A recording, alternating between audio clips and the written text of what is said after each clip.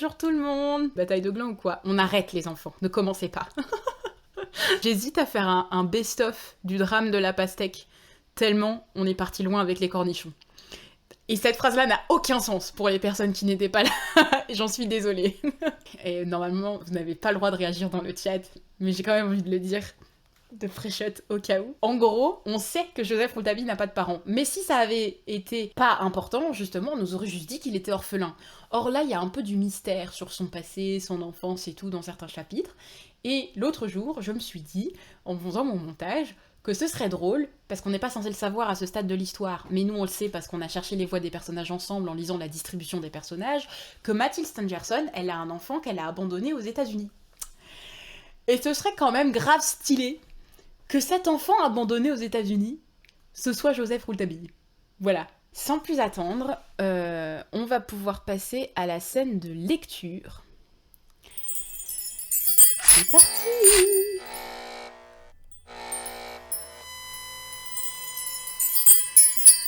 Et ça a encore bugué. Chapitre 12. La canne de Frédéric Larsan. Je ne me disposais à quitter le château que vers 6h du soir, emportant l'article que mon ami avait écrit à la hâte dans le petit salon que M. Robert Darzac avait fait mettre à notre disposition. Le reporter devait coucher au château, usant de cette inexplicable hospitalité que lui avait offerte M. Robert Darzac, sur qui M. Stangerson, en ces tristes moments, se reposait de tous les tracas domestiques. Néanmoins, il voulut m'accompagner jusqu'à la gare d'Épinay. En traversant le parc, il me dit: Frédéric Larsan est réellement très fort et n'a pas volé sa réputation. Vous savez comment il est arrivé à retrouver les souliers du père Jacques? Près de l'endroit où nous avons remarqué les traces des pas élégants et la disparition des empreintes des gros souliers. Un creux rectangulaire dans la terre fraîche attestait qu'il y avait eu là, récemment, une pierre. Larsan rechercha cette pierre sans la trouver et imagina tout de suite qu'elle avait servi à l'assassin à maintenir au fond de l'étang les souliers dont l'homme voulait se débarrasser. Le calcul de Fred était excellent et le succès de ses recherches l'a prouvé. Ceci m'avait échappé, mais il est juste de dire que mon esprit était déjà parti par ailleurs, car, par le trop grand nombre de faux témoignages de son passage laissé par l'assassin, et par la mesure des pas noirs correspondant à la mesure des pas du père Jacques que j'ai établie sans qu'il s'en doutât sur le plancher de la chambre jaune, la preuve était déjà faite, à mes yeux, que l'assassin avait voulu détourner le soupçon du côté de ce vieux serviteur. C'est ce qui m'a permis de dire à celui-ci, si vous vous le rappelez, que puisque l'on a trouvé un béret dans cette chambre fatale, il devait ressembler au sien, et de lui faire une description du mouchoir en tout point semblable à celui dont je l'avais vu se servir. Larsan et moi, nous sommes d'accord jusque-là, mais nous ne le sommes plus à partir de là, et cela va être terrible, car il marche de bonne foi à une erreur qu'il va me falloir combattre avec rien. J'aime trop Rouletabille. Je fus surpris de l'accent profondément grave dont mon jeune ami prononça ces dernières paroles. Il répéta encore: « Oui, terrible, terrible, mais est-ce vraiment ne combattre avec rien que de combattre avec l'idée ?» À ce moment, nous passions derrière le château. La nuit était tombée. Une fenêtre au premier étage était entr'ouverte. Une faible lueur en venait, ainsi que quelques bruits qui fixèrent notre attention. Nous avançâmes jusqu'à ce que nous ayons atteint l'encoignure d'une porte qui se trouvait sous la fenêtre. Rouletabille me fit comprendre d'un mot prononcé à voix basse que cette fenêtre donnait sur la chambre de mademoiselle Stangerson. Les bruits qui nous avaient arrêtés se turent, puis reprirent un instant. C'étaient des gémissements étouffés. Nous ne pouvions saisir que 3 mots qui nous arrivaient distinctement. « Mon pauvre Robert !» Rouletabille me mit la main sur l'épaule, se pencha à mon oreille. « Si nous pouvions savoir, me dit-il, ce qui se dit dans cette chambre, mon enquête serait vite terminée. » Il regarda autour de lui. L'ombre du soir nous enveloppait, nous ne voyions guère plus loin que l'étroite pelouse bordée d'arbres qui s'étendait derrière le château. Les gémissements s'étaient tus à nouveau. « Puisqu'on ne peut pas entendre, » continua Rouletabille, « on va au moins essayer de voir. » Et il m'entraîna. en me faisant signe d'étouffer le bruit de mes pas, au-delà de la pelouse jusqu'au tronc pâle d'un fort bouleau dont on apercevait la ligne blanche dans les ténèbres. Ce bouleau s'élevait juste en face de la fenêtre qui nous intéressait, et ses premières branches étaient à peu près à hauteur du premier étage du château. Du haut de ces branches, on pouvait certainement voir ce qui se passait dans la chambre de mademoiselle Stangerson. Et telle était bien la pensée de Rouletabille, car, m'ayant ordonné de me tenir coi, il embrassa le tronc. Désolée, c'est parce qu'on n'utilise pas trop le verbe embrasser dans ce contexte. Vous êtes de la team qui fait des câlins aux arbres, vous? Il embrassa le tronc de ses jeunes bras vigoureux et grimpa. Il se perdit bientôt dans les branches, puis il y eut un grand silence. on embrasse le tronc et on fait un petit piou. C'est trop mignon, un piou, un petit piou. Là-bas, en face de moi, la fenêtre entr'ouverte était toujours éclairée. Je ne vis passer sur cette lueur aucune ombre.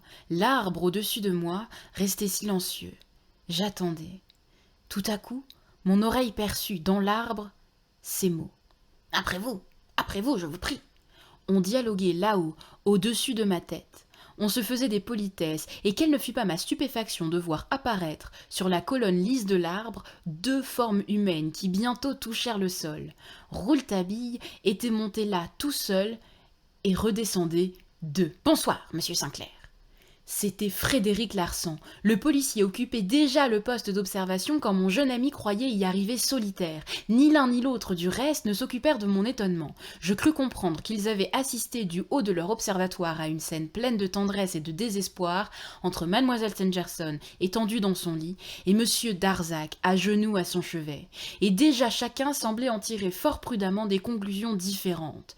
Il était facile de deviner que cette scène avait produit un gros effet dans l'esprit de Rouletabille en faveur de M. Robert Darzac, cependant que, dans celui de Larsan, elle n'attestait qu'une parfaite hypocrisie servant par un art supérieur chez le fiancé de mademoiselle Stangerson. Mais Fredo, il me fatigue. Comme nous arrivions à la grille du parc, Larsan nous arrêta. « Ma canne !» s'écria-t-il. « Vous avez oublié votre canne ?» demanda Rouletabille.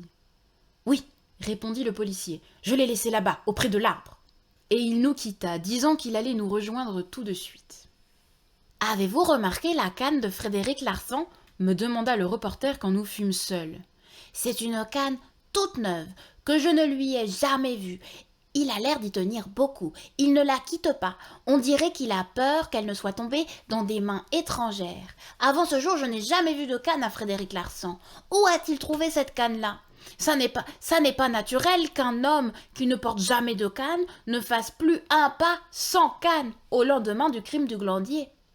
Le jour de notre arrivée au château, quand il nous eut aperçus, il remit sa montre dans sa poche et ramassa par terre sa canne, geste auquel j'eus peut-être tort de n'attacher aucune importance.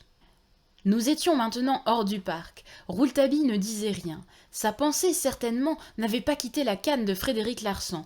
J'en eus la preuve quand, en descendant la côte d'Épinay, il me dit « Frédéric Larsan est arrivé au Glandier avant moi. Il a commencé son enquête avant moi. Il a eu le temps de savoir des choses que je ne sais pas et a pu trouver des choses que je ne sais pas. Où a-t-il trouvé cette canne-là ?»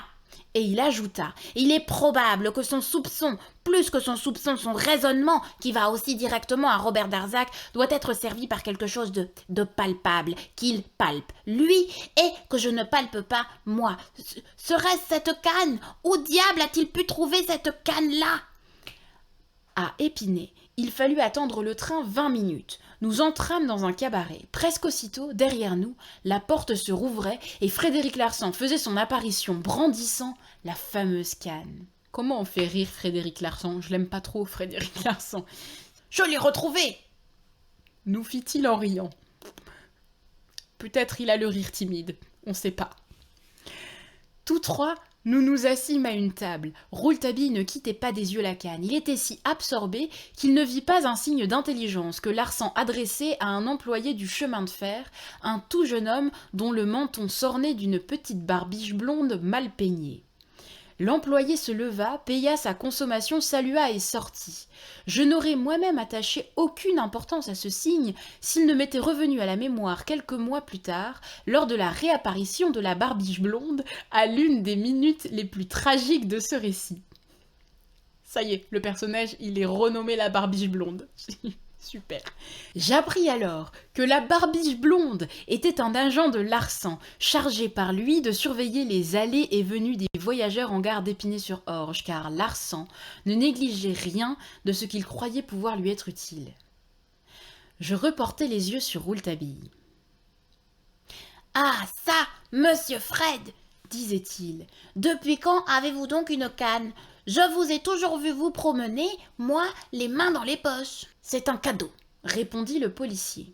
« Il n'y a pas longtemps, » insista Rouletabille. « Non, on me l'a offerte à Londres. »« C'est vrai, vous revenez de Londres, monsieur Fred, et on peut la voir, votre canne. »« Mais comment donc ?» Fred passa la canne à Rouletabille. C'était une grande canne bambou jaune à bec de corbin ornée d'une bague d'or. Rouletabille l'examinait minutieusement.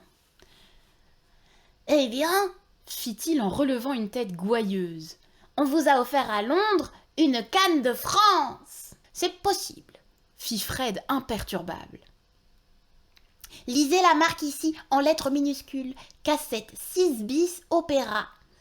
On fait bien blanchir son linge à Londres, dit Fred. Les Anglais peuvent bien acheter leurs cannes à Paris. Rouletabille rendit la canne. Quand il m'eut mis dans son compartiment, il me dit. Vous avez retenu l'adresse ? Oui.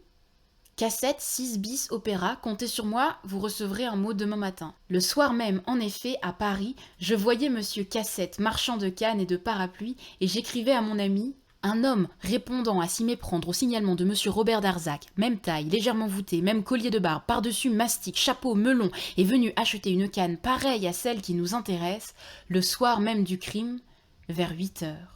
Monsieur Cassette n'en a point vendu de semblable depuis 2 ans. La canne de Fred est neuve. Il s'agit donc bien de celle qu'il a entre les mains. Ce n'est pas lui qui l'a achetée puisqu'il se trouvait alors à Londres. Comme vous, je pense qu'il l'a trouvée quelque part autour de monsieur Robert Darzac. Mais alors, si, comme vous le prétendez, l'assassin était dans la chambre jaune depuis 5 heures ou même 6 heures, comme le drame n'a eu lieu que vers minuit, l'achat de cette canne procure un alibi irréfutable à monsieur Robert Darzac.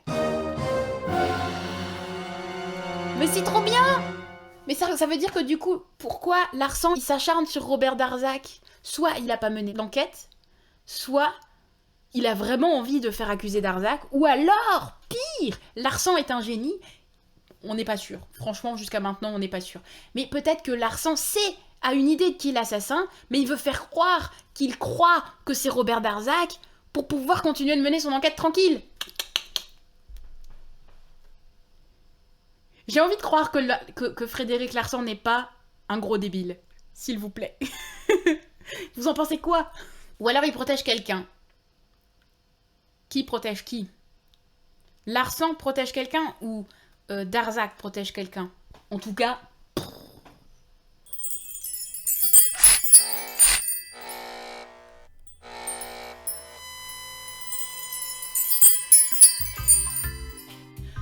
Bonjour, bonsoir. Ici, le juge Marquet. Vous venez d'entendre le chapitre 12 du mystère de la chambre jaune et il semblerait que cette mystérieuse canne assure à Robert Darzac un alibi. Cela chagrine grandement notre ami Frédéric Larsan. Croyez-vous que ce sera suffisant pour innocenter ou incriminer Robert? N'hésitez pas à nous le dire en commentaire, mais également à lever un pouce en l'air, à vous abonner et nous rendre visite sur Twitch. Bien à vous, le juge Marquet.